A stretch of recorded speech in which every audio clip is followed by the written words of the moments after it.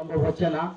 আর এখানে সামনে আমাদের উপস্থিত ছাত্রছাত্রীবৃন্দ, তো যেহেতু সভাপতি হিসাবে দায়িত্বভার দেওয়া হয়েছে, তাই সভাপতির বক্তব্য প্রায় এন্ডিং শেষ পর্যায়ে সভাপতির বক্তব্যের মাধ্যমে শেষ হয়।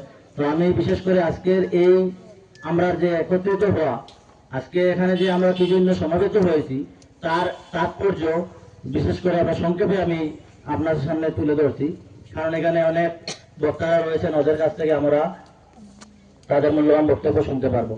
তো আমরা এখানে সমাবেত হয়েছি, আমরা জানি যে 2024 বর্ষের আমাদের স্কুলের প্রথম ব্যাচ হায়ার সেকেন্ডারি সেকেন্ড ইয়ারের এইচএস সেকেন্ড ইয়ার, যাকে আমরা গাওয়ালি ভাষায় আইএ হই আর আমরা শুদ্ধ ভাষায় দ্বাদশ শ্রেণী হই।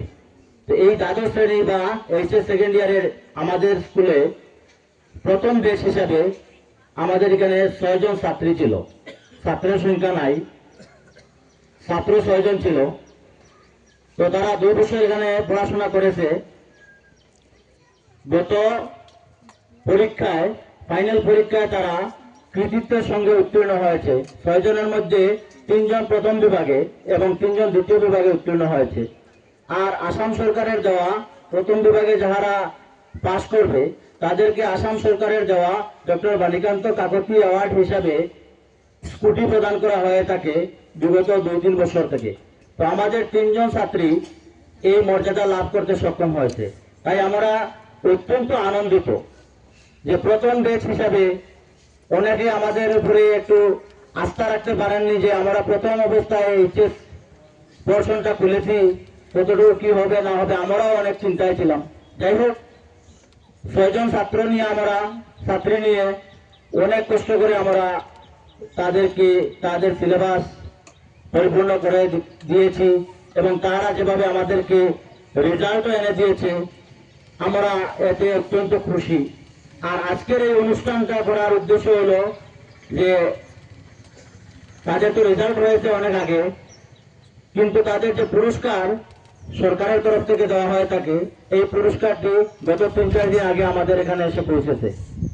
তো এটা খুশি হিসাবে এবং আমাদের বাকি যে ছাত্রছাত্রীরা রয়েছে ওদেরকে আমরা একটু ইন্সপায়ার করার জন্য, অনুপ্রাণিত করার জন্য আমরা আজকের এই সভার মাধ্যমে আমরা যে সমস্ত ছাত্রছাত্রী কৃতিত্ব অর্জন করতে পেরেছে তাদের এবং তাদের অভিভাবক যারা রয়েছেন এদেরকে আমরা আজকের এই অনুষ্ঠানের মাধ্যমে কিছু সংবর্ধনা এবং তাদের সেই কাঙ্ক্ষিত যে পুরস্কার, সেই পুরস্কারটি আমরা তাদের হাতে আজকে তুলে দিতে যাচ্ছি।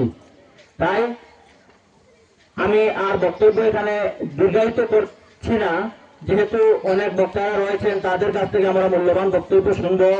শিক্ষার জন্য শিক্ষার ব্যাপারে অনেক আলোচনা হবে। আর একটি কথা আমি বলতে চাই, যেহেতু আমাদের এই যে সামনে আমাদের যে পুরস্কারগুলো রয়েছে, এই পুরস্কারগুলো এইবার যে মার্কের উপরে দেওয়া হয়েছে, যারা ফার্স্ট ডিভিশন পেয়েছে 60% মার্ক পেয়েছে, এইবার থেকে সেটা কিন্তু পরিবর্তন করা হয়েছে। এই বছর যারা পরীক্ষা দিয়েছে তাদের জন্য সেটা 80% করা হয়েছে।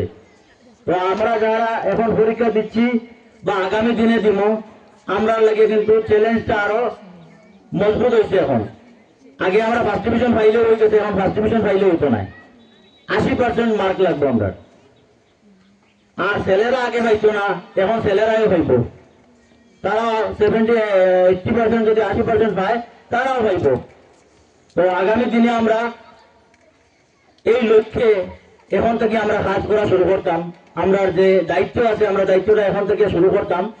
আর আরেকটা জিনিস হইলো, আমরা যারা মাধ্যমিক পরীক্ষা দিয়েছে গত লাস্ট ইয়ারে যখন যে পরীক্ষার রেজাল্ট হয়েছে, সেই পরীক্ষায় আমাদের স্কুলের 100% রেজাল্ট হয়েছে।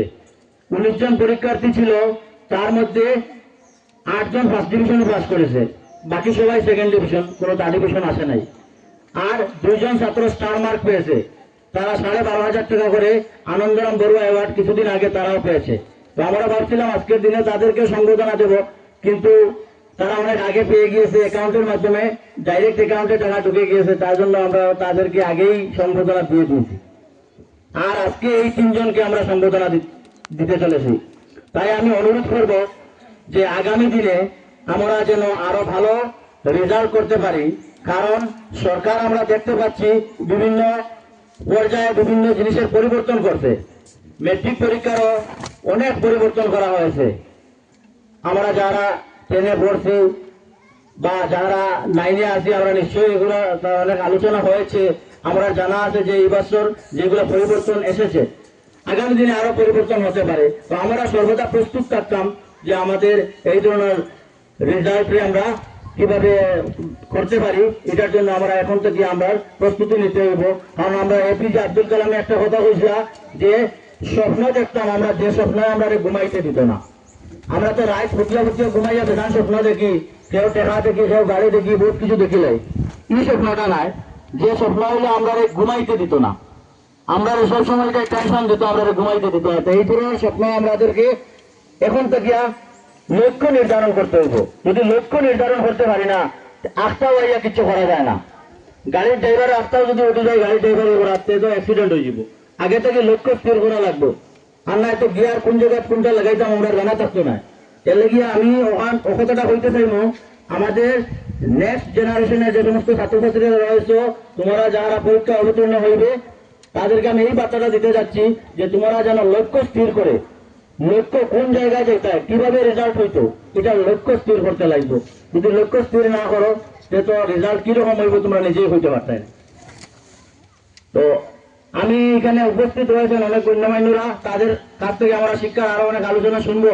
আর আমি যেহেতু আমাকে সভাপতি নির্ধারণ করা হয়েছে, এবং আজকের এই তাৎপর্যপূর্ণ কিছু কথাগুলা যেগুলো আজকের উদ্দেশ্য, সেই উদ্দেশ্যটা আমি ব্যাখ্যা করিয়া এখানে আমি আমার বক্তব্য শেষ করছি। ধন্যবাদ।